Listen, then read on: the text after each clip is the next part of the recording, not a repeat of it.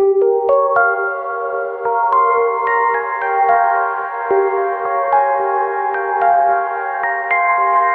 I mean, there's certainly something to the gig economy and precarious labour and the whole precarity of being a young person going into the labour market. So, I mean, that's certainly happening.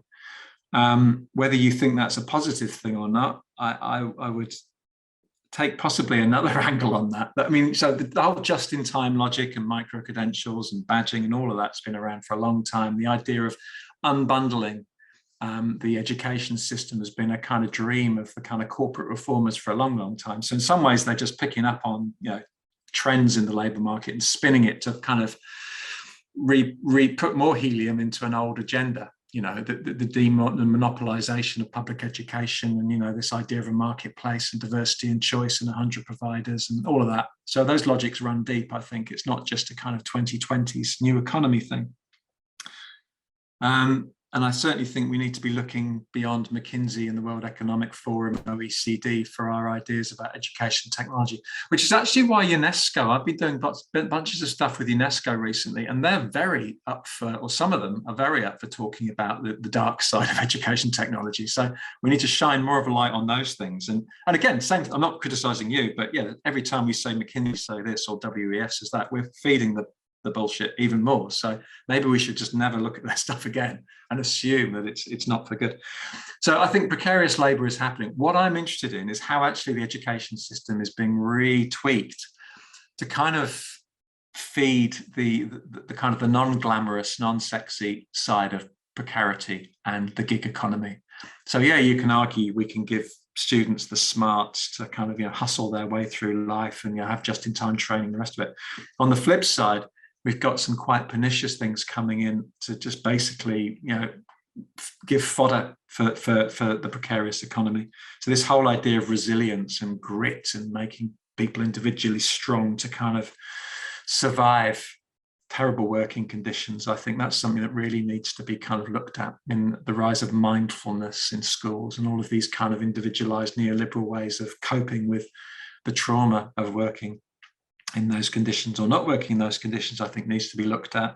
Technology is also coming to this idea of digital entrepreneurship, particularly in the global south. If you look what's going on in kind of low to middle income countries, the idea that digital entrepreneurship can give otherwise unconnected people a leg up to become kind of successful individual hustlers in the digital economy wherever they may live. That's really dangerous as well. So you can flip it on, and hopefully that in a minute we can talk about decoupling ed tech from economic growth altogether. So the idea that ed tech and economic growth go hand in hand needs to be challenged, particularly in terms of kind of environmental and ecological change.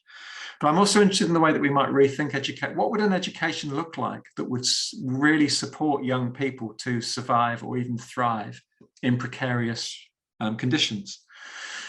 So, for example, the idea of unionizing, people working for Uber or, kind of working in crappy jobs, getting some kind of collective consciousness and some kind of organized labor. How can we use technology perhaps to kind of encourage that form of thinking or those forms of connections?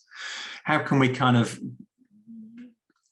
help young people think more critically about the algorithmic governance of their work if they are in any of these jobs? The idea of thinking what the app is actually nudging you to do or pushing you to do, or the way that your work is being algorithmically kind of constrained.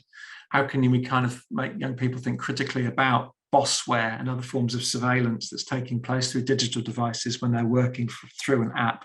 So there are quite interesting ways of thinking about maybe a kind of critical work, digital studies, which would be super interesting.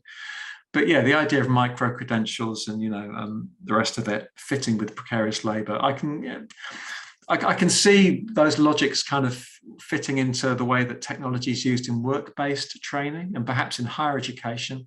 My one hope is actually that schools, K-12, are remarkably resilient to a lot of this flim-flammery, for better and for worse. So I think school curricula changing in those ways is going to be more difficult. And that's actually a fight that we might be able to engage in and possibly, if not win, at least have some success in, because schools change so slowly. The idea of having a micro-credentialed nano curriculum in Hawaii, I think, would take at least 20 years to get it through. And that's maybe we can slow things down and then maybe kind of interrupt those sorts of discourses at a more kind of local, regional level.